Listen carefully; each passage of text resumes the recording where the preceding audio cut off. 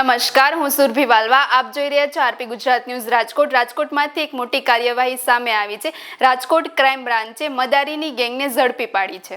સાધુના વેશમાં ફરતી આ ગેંગ લોકો પર વશીકરણ કરીને છેતરપિંડી કરતી હતી. 2 દિવસ પહેલા તેનો વિડીયો પણ સામે આવ્યો હતો. ક્રાઇમ બ્રાન્ચે બહાદુરનાથ પરમાર અને દેવનાથ બામણિયાની ધરપકડ કરી છે. 2,38,000નો મુદ્દામાલ પણ જપ્ત કર્યો છે. વધુ સમાચાર માટે જોડાયેલા રહો આરપી ગુજરાત ન્યૂઝ રાજકોટ.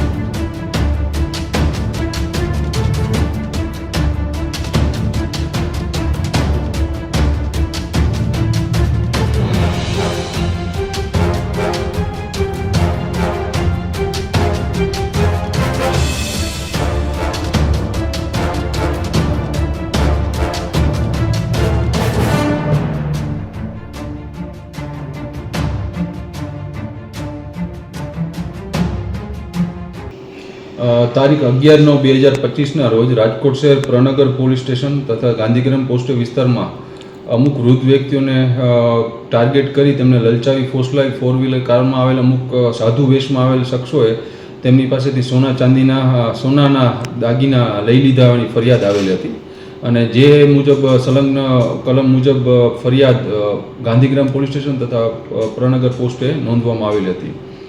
આ અનડિટેક ગુનાના આરોપીઓને પકડવા માટે રાજકોટ શહેર ક્રાઇમ બ્રાન્ચ તથા LCB ઝોન 2 સતત પ્રયત્નશીલ હતી. આ દરમિયાન હ્યુમન સોર્સ તથા ટેકનિકલ ઇન્ટેલિજન્સની મદદથી આ ગુનાના 2 આરોપીઓ બહાદુરનાથ સુરમનાથ પરમાર કે જે વાંકાનેરનો રહેવાસી છે, આ ઉપરાંત દેવાનાથ અજાનાથ બામણિયાને પકડવામાં આવેલ છે. આ ઉપરાંત તેમની પાસેથી 2,38,000નો મુદ્દામાલ પણ કબજે કરવામાં આવેલ છે. હાલ આ બંને આરોપીઓને પકડીને પ્રનગર પોસ્ટે સોંપી વધુ તપાસ તજવીજ ચાલુમાં છે. સેવા મદારી ગેંગ નામ કઈ રીતે પડ્યું ને તે કઈ રીતે કામગીરી કરતા? એવું કોઈ એમની ગેંગનું નામ નથી કે, પણ આ લોકો હંમેશા એમની એમો પ્રમાણે વૃદ્ધોને ટાર્ગેટ બનાવતા કે પોતે જ્યારે ગાડીમાં બેઠા હોય ત્યારે અમુક 60 વર્ષ કે એવી રીતે ઉપરના માણસ દેખાય ત્યારે તેમને બોલાવે. પોતે આવી રીતે આવા 30 વર્ષથી સાધના કરે છે અને આ અખાડા સાથે સંલગ્ન છે તેની સાથે વાત કરી તેમને યનકેન પ્રકારે લલચાવી ફોસલાવી તેમને જે પણ ઘરેણાં પહેરેલા હોય તે તેમને આપી દેવા જણાવતા હતા અને ત્યારબાદ ત્યાંથી નીકળી જતા હતા. આ ઉપરાંત તેઓ એમને ખબર જ હતી કે આ ફરિયાદી પોલીસમાં જવાના છે, તેની માટે તેઓ હંમેશા કાર પણ નંબર પ્લેટ વગરની યુઝ કરતા.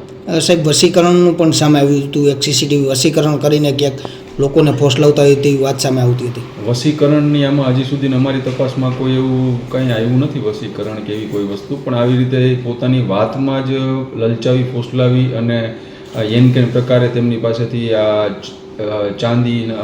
સોનાની વીંટી હોય, ચેન હોય તેવું તેમની પાસેથી લઈ લેતા.